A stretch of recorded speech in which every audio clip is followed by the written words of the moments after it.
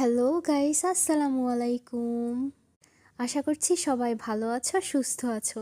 তো আজকে সকাল সকাল ব্লগটা শুরু করে দিলাম, কারণ তোমরা হয়তো অনেকেই জানো যে আমার দেওর এসেছে আমাকে নিতে।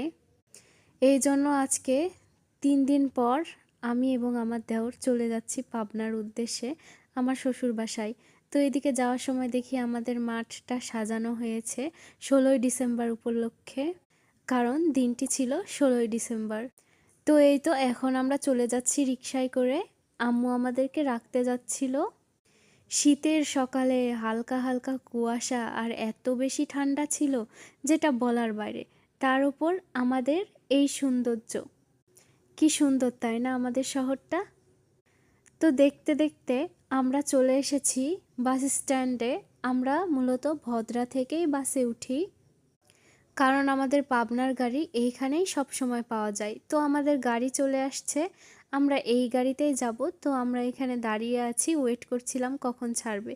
তো এইদিকে বাস তো অলরেডি ছেড়ে দিয়েছে, আর বাসে আমি এত বেশি অসুস্থ হয়ে গিয়েছিলাম যে তোমাদের সাথে শেয়ার করব সেটাও পারিনি। তো দেখতে দেখতে মা আমাদেরকে ড্রপ করতে গিয়েছিল। তো এই তো আমরা বাসায় চলে আসছি।